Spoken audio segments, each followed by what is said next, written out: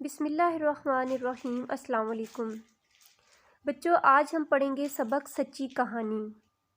تو کیا آپ جانتے ہیں کہ قرآن پاک میں انسان کی رہنمائی کے لیے کئی سچے قصے اور کہانیاں موجود ہیں۔ آج جو کہانی میں آپ کو سناؤں گی ایک سچی اور سبق آموز کہانی ہے، اور یہ کہانی بھی قرآن کریم کی سورہ القلم میں موجود ہے۔ سب سے پہلے میں کہانی کی پڑھائی کروں گی اور آپ اس کو توجہ سے سنیں گے۔ بہت ہی انٹرسٹنگ کہانی ہے یہ، آپ کو بہت مزہ آئے گا اور آپ اس سے بہت اخلاقی سبق بھی حاصل کریں گے۔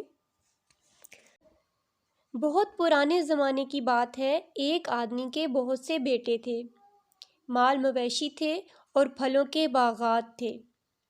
یہ باغ ہر موسم میں بہت سارے پھل دیتے تھے۔ باپ بہت نیک اور خدا ترس تھا۔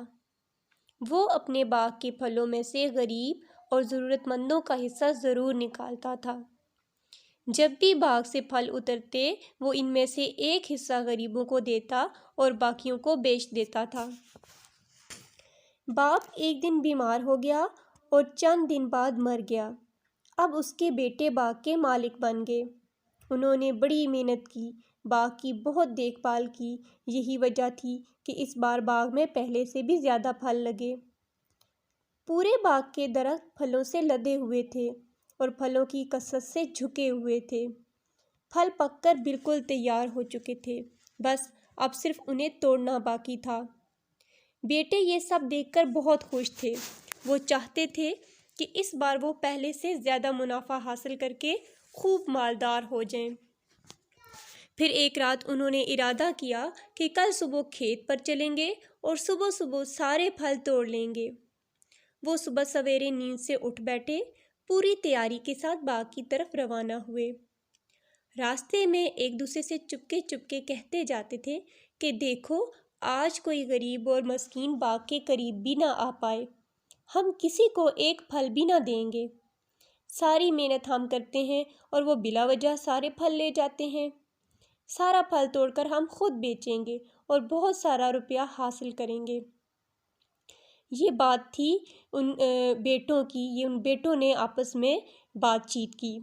وہ تیز تیز قدم اٹھاتے اپنے باغ میں پہنچے، مگر یہ کیا! یہاں تو حالت ہی بدل چکی تھی۔ وہ ایک دوسرے سے کہنے لگے، کہیں ہم راستہ بھول کر کسی اور جگہ تو نہیں آ گئے؟ ایسا وہ اس لیے کہہ رہے تھے کہ جیسا وہ سوچ کر سمجھ کر آئے تھے ویسی کوئی صورتحال نہیں تھی، سب کچھ بدل گیا تھا۔ اور کیا ہوا تھا، کیا بدلا تھا، چلیے دیکھتے ہیں۔ سارے باغ کے پھل درختوں سے ٹوٹ کر ادھر ادھر بکھرے ہوئے تھے۔ سارا باغ اجڑ چکا تھا۔ پھل گل سڑ کر ٹوٹ پھوٹ گئے تھے اور ان کی حالت ایسی تھی کہ اب نہ ہی انہیں بیچا جا سکتا تھا اور نہ ہی کھایا جا سکتا تھا۔ وہ اپنے سر پکڑ کر زمین پر بیٹھ گئے۔ ان میں سے جو بھائی سمجھدار تھا اس نے کہا، یہ اللہ تعالیٰ کی طرف سے تمہاری نافرمانی کی سزا ہے۔ کون سی نافرمانی؟ کہ جو اللہ تعالیٰ نے کہا کہ غریبوں کا بھی حصہ نکالو، غریبوں کی بھی مدد کرو، اس اللہ کے فرمان کی نافرمانی۔ اب تم اپنے رب کا ذکر کیوں نہیں کرتے؟ تو پھر وہ بہت روئے اور کہنے لگے، بے شک اللہ نے ہمیں بہت کچھ دیا مگر ہم اس کے نافرمان ہو گئے۔ کاش ہم ایسا نہ کرتے، مگر اب تو جو ہونا تھا وہ ہو چکا تھا۔ ان کی بری نیت دیکھ کر رات میں اللہ تعالیٰ نے ایسی زوردار آندھی چلائی کہ سارا باغ اجڑ گیا۔ یہ تھا اللہ کا عذاب۔ تو یہ تھی سچی کہانی۔ اب دیکھتے ہیں کہ اس میں نئے الفاظ کون سے ہیں اور اس کے معنی کیا ہیں۔ مال مویشی، جانور، خدا ترس، رحم دل، رحم کرنے والا، مسکین، غریب، بیچارہ، نافرمان، انکار کرنے والا، نہ ماننے والا۔ تو اب چلتے ہیں سوال جواب کی جانب۔ پہلا سوال ہے، یہ کہانی قرآن مجید کی کس سورت مبارک میں بیان کی گئی ہے؟ تو جواب ہے، یہ کہانی قرآن مجید کی سورہ القلم میں بیان کی گئی ہے۔ سوال نمبر 2 ہے، باپ کی کیا عادت اچھی تھی؟ تو اس کا جواب ہے، باپ بہت خدا ترس اور نیک آدمی تھا۔ اس کی یہ عادت بہت اچھی تھی کہ وہ اپنے باغ کے پھلوں سے غریبوں اور ضرورت مندوں کا حصہ ضرور نکالتا تھا۔ سوال نمبر 3 ہے، باغ والے آدمی کے بیٹے کیوں خوش تھے؟ تو جواب ہے باغ والے آدمی کے بیٹے اس لیے خوش تھے کہ اس بار باغ میں پہلے سے بھی زیادہ پھل لگے۔ پورے باغ کے درخت پھلوں سے لدے ہوئے تھے اور پھلوں کی کثرت سے جھکے ہوئے تھے۔ اگلا سوال ہے بیٹوں نے کیا ارادہ کیا تھا؟ تو اس کا جواب ہے بیٹوں نے ارادہ کیا کہ کل صبح کھیت پر چلیں گے اور صبح صبح سارے پھل توڑ لیں گے۔ اب سوال ہے کہ وہ باغ میں جا کر کیوں حیران پریشان ہو گئے؟ تو جواب ہے کہ وہ باغ میں جا کر اس لیے حیران پریشان ہو گئے کیونکہ باغ کی تو حالت ہی بدل چکی تھی۔ سارا باغ اجڑ چکا تھا، پھل گل سڑ اور ٹوٹ پھوٹ گئے تھے۔ سوال، ان کی بری نیت کی اللہ تعالیٰ نے کیا سزا دی؟ جواب، ان کی بری نیت دیکھ کر اللہ تعالیٰ نے رات میں ایسی زوردار آندھی چلائی کہ سارا باغ اجڑ گیا۔ آخری سوال ہے سبق کا کہ اس کہانی کا کوئی مناسب عنوان تجویز کیجیے۔ ایک تو اس کا عنوان پہلے سے ہی ہے سچی کہانی، اس کے علاوہ کوئی عنوان جو ہے وہ بری نیت کا برا نتیجہ بھی ہو سکتا ہے، لالچ بری بلا بھی ہو سکتا ہے، اس کے علاوہ اللہ کا عذاب بھی ہو سکتا ہے۔ تو یہ 3 عنوان بھی ہو سکتے ہیں۔ تو سوال جواب ہمارے ختم ہو گئے ہیں۔ اب اس سبق کا جو سوال نمبر 2 ہے وہ ہے کہانی کا مرکزی خیال تحریر کیجیے۔ تو اس کہانی کا مرکزی خیال یہ ہے کہ ہمیں غریبوں اور مسکینوں کی مدد کرنی چاہیے اور لالچ نہیں کرنی چاہیے۔ پھر سوال نمبر 3 ہے اس سبق کا کہ کہانی کا خلاصہ لکھیے۔ تو بچوں اب میں اس کہانی کا مختصر سا خلاصہ آپ کو سناتی ہوں۔ ایک آدمی کے بہت سے بیٹے اور باغات تھے۔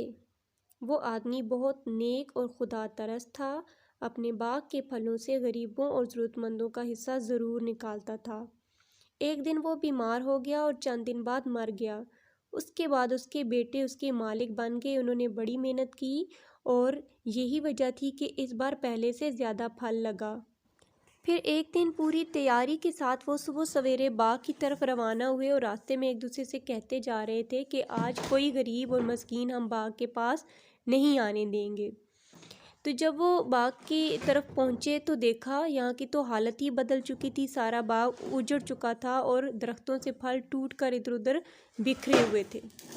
رات کو اللہ تعالیٰ نے ایسی زوردار آندھی چلائی کہ سارا باغ اجڑ گیا تھا۔ ان میں سے جو سمجھدار بھائی تھا اس نے کہا یہ اللہ تعالیٰ کی طرف سے تمہاری نافرمانی کی سزا ہے۔ کون سی نافرمانی؟ جو غریبوں کی مدد نہ کرنے کی انہوں نے نافرمانی کی تھی۔ اللہ تعالیٰ نے حکم دیا ہے کہ غریبوں اور مسکینوں کی مدد کرو۔ تو اب جو ہونا تھا وہ ہو چکا، ان کو ان کی بری نیت کی سزا مل چکی تھی۔ تو یہ تھا سبق کا مختصر سا خلاصہ۔ آپ چلتے ہیں اگلے سوال کی جانب جو کہ ہے لفظوں کی جوڑی کو اپنے جملوں میں استعمال کیجیے۔ سب سے پہلے جو لفظوں کی جوڑی ہے وہ ہے غریب مسکین۔ تو اس کا جملہ بنے گا ہمیں غریب اور مسکین کی ہمیشہ مدد کرنی چاہیے۔ دوسری جو جوڑی ہے وہ ہے بیمار تندرست۔ تو اس کا جملہ بنے گا پہلے میری دادی اماں بیمار تھیں، اب اللہ کا شکر ہے کہ وہ تندرست ہو گئی ہیں۔ الفاظ کی تیسری جوڑی ہے ہمارے پاس جزا اور سزا۔ تو اس کا جملہ بنے گا جزا اور سزا کا مالک اللہ تعالیٰ کی ذات ہے۔ اس سے اگلی الفاظ کی جوڑی ہے نیک خدا ترس۔ تو اس کا جملہ بنے گا باغ کا مالک بہت نیک اور خدا ترس تھا۔ اس سے سب سے آخر میں الفاظ کی جو جوڑی ہے وہ آندھی اور طوفان ہے۔ تو اس کا جملہ بنے گا رات کو آندھی اور طوفان آیا اور سارا باغ اجڑ گیا۔ اب اس کے بعد 5واں سوال ہے خالی جگہ کے اور کے درست استعمال پر پر کیجیے۔ ایک چھوٹا ہے کے والا اور ایک کے بڑی ہے کے والا کے۔ ان دونوں کے ذریعے خالی جگہ پر کرنی ہے۔ تو پہلی خالی جگہ ہے اس نے کہا کہ میرے ابو کے پاس بہت سی کتابیں ہیں۔ ب شاید کہ ماموں نے عید کے دن اسے عیدی دی۔ ج مجھے اندازہ تھا کہ تم کہو گے کہ میں تمہارے گھر ہی آ رہا ہوں۔ د میرے بھائی نے بتایا کہ اس کے دوست کے نمبر بہت اچھے آئے ہیں۔ مرغی کے بچے ایسے پیارے لگ رہے تھے کہ انہیں دیکھ کر دل چاہ رہا تھا کہ اپنے گھر لے جاؤں۔ تو پیارے بچوں، یہ تھا آج کا سبق سچی کہانی۔ امید کرتی ہوں کہ سب کو اچھی طرح سے سمجھ آ گیا ہوگا۔ اوکے، اللہ حافظ۔